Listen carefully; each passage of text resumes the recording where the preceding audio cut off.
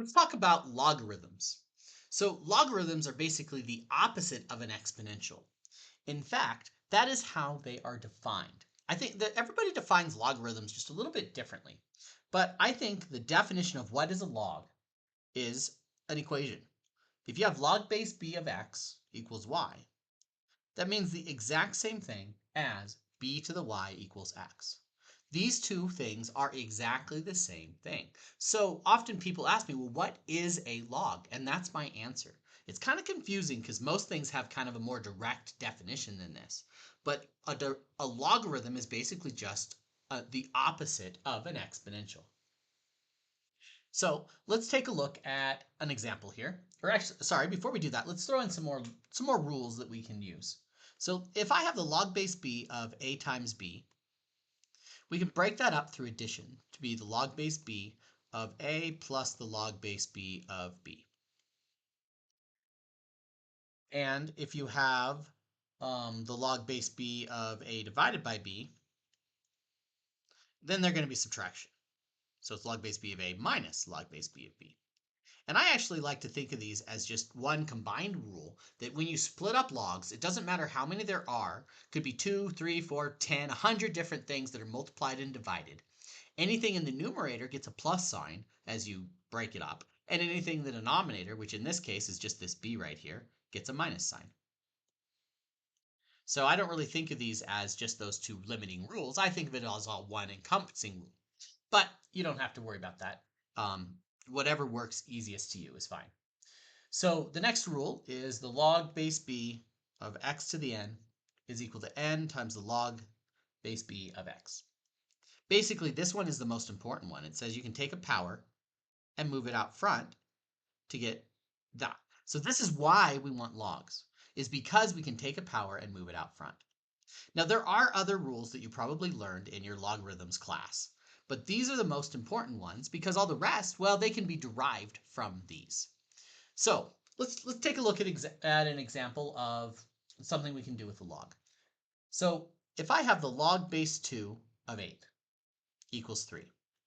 This is just a true statement, but what does it even mean? Kind of in the thought of what is a log? Well, if I look at this in terms of this definition, log base 2 of 8 equals 3 means that if I take the base, which is 2, that is this part, which is this one. So I'm going to take 2 raised to the power of what's on the other side here. That's the y, or the 3, equals the stuff inside. So the 8 is the x. So saying that log base 2 of 8 is equal to 3 is exactly the same thing as saying 2 to the third is equal to 8. They're both true. It's just you're probably more used to seeing this form. So that's what makes logs confusing, is that you're just not used to it. However, it's really no different. So these two things just simply mean the same. Okay, let's take a look at another example though. But if we have the log base 2 of x is equal to 5. Now this is going to be pretty tricky. Like, what? We want to solve for x, but we have this in what's called logarithmic form. This is logarithmic form. Let me circle that in red. That is logarithmic form. If you have a log in there, it's logarithmic form, right? Well, you can also have exponential form, which means the same thing. Sometimes one definition is a lot easier to solve for x than the other. And I think this is no exception. So let's just convert this into exponential form and see if that makes more sense. So I'm going to take the base, which is 2, raised to the y power, that's 5, will always equal the stuff inside the log.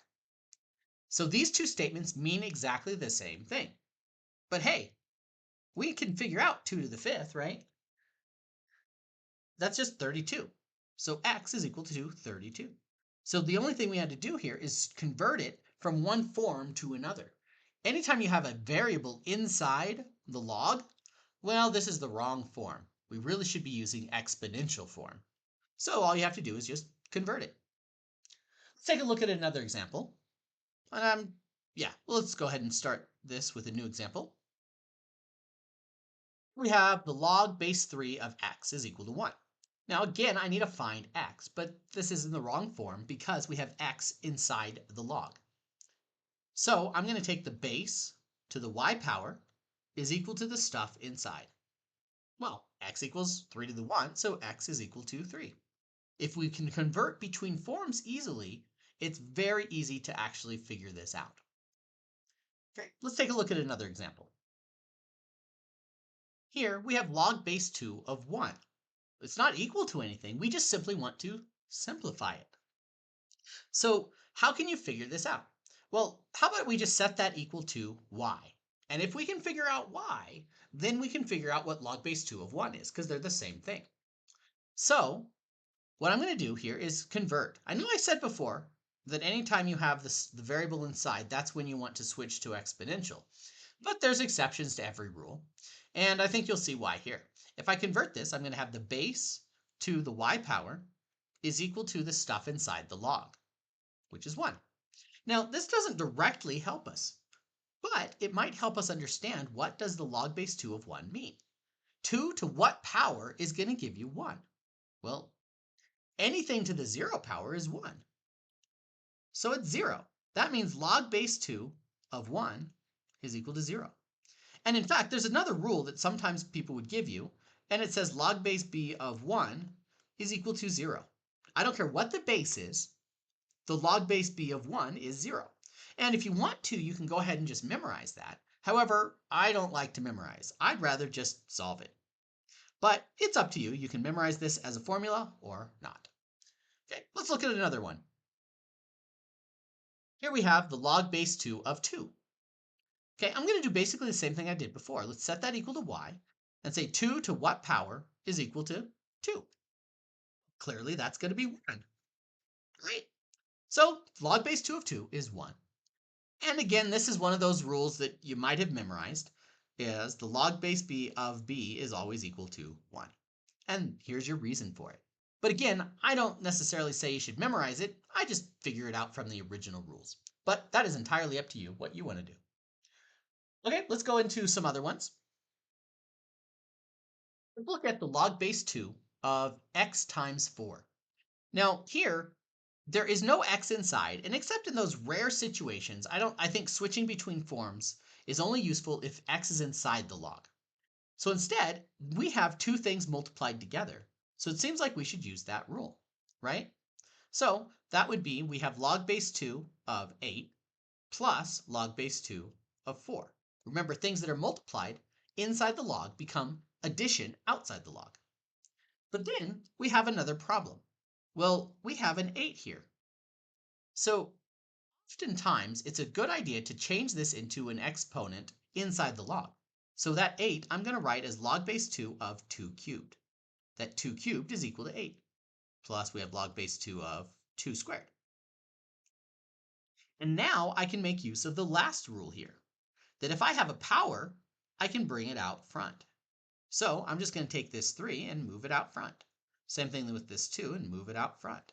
Multiply. So I have 3 times the log base 2 of 2 plus 2 times the log base 2 of 2.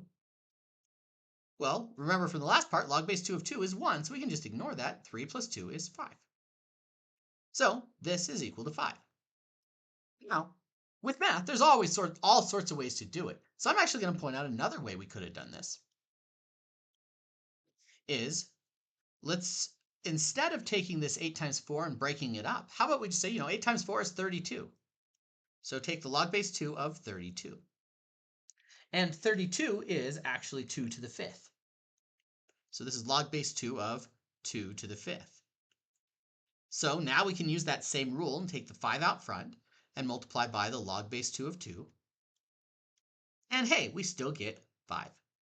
They're both the same. Either way you do it, it's 5. Let's take a look at another one.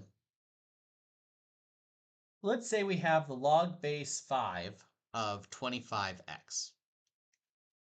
And what we want to do here is just simplify as much as we can. So what I'm going to do is I'm going to notice we have multiplication here. So we can use this rule. Add them up. Log base 5 of 25 plus log base 5 of x. Now this one is as simplified as you can get. There's just nothing there that can be simplified. But this one, well, 25 is 5 squared. So we have log base 5 of 5 squared. We can take the 2 out front times the log base 5 of the base, which is 5. Well, that's just 2 because this thing is 1. So this is 2 plus the log base 5 of x. So that's as simplified as this can get. All right, let's do another example. Let's simplify log base 2 of 64 over 4. Now here we have division. So we can use this rule that says that, hey, if it's in the denominator, it gets a subtraction sign. So we have log base 2 of 64 minus now log base 2 of 4. But if you take a look at 64, let's see, that is 2 to the 6th. So we can bring the 6 out front times the log base 2 of 2 minus, well, we have 4, that's 2 squared. Bring the 2 out front times the log base 2 of 2. But again, log base 2 of 2 is 1, so it doesn't really affect anything. 6 minus 2 is 4. And again, I want to point out we could have simplified 64 divided by 4 is 16, and 16 is 2 to the 4th. So, hey, same answer. Many different ways to do it. All right, let's do something a little bit different, but still involving logarithms for the next example. Say we have ln of x plus 1 is equal to 0. Now, I haven't talked about this, but ln is just a special log base. It's base e. It's called the natural log, and I won't get into too much about what e is, but it's a constant. You use it a lot like you would use pi. It's a very different number, right? E is about 2.71828 is what I have memorized. You can type it on your calculator if you want more information. It's an irrational number, and it's a constant. That this just means log base e of x plus 1. Anytime you see ln, it just means log base e. Now, one thing I don't understand, if anybody knows, let me know in the comments, but I don't know why we call it ln. I'm guessing it has something to do with Latin or some other language, but seems like natural log should be nl. Why is it ln? I don't know. But that's what it is. We call it ln. So, knowing that that just means log base e, to solve this equation now, we have x inside the parentheses. So that means let's switch over to exponential form to try and solve for x. So I'm going to take the base, which is e, to the y power, is equal to the stuff inside the log, x plus 1. Now we know that anything to the 0 power is 1. So we have 1 is equal to x plus 1. Subtract 1 for both sides, we get x equals 0. So if x equals 0, that's the solution. We can plug it in to find out, and notice that the ln of 1 is what we would end up with, which the ln of 1 is 0. So that does work out. Okay, let's look at one last example for logs. Here we have the log of x squared is equal to 2. Now, I did not write a base at all. So if you don't write a base, it's an understood 10. So this means log base 10 of x squared is equal to 2. To solve it, notice that x is inside the logarithm, so we're going to swap over to exponential form. So that means we take the base to the y power, the stuff on the other side. So 10 squared has to equal the stuff inside the log, x squared. So that means x squared equals 100. We'll take the square root of both sides, meaning we have to do plus or minus anytime you do a square root. So 10, because that's the square root of 100. So now we've covered what I believe to be the main important topics for logarithms before you take calculus. If you understood everything here, I think you're good to go on logarithms to take calculus.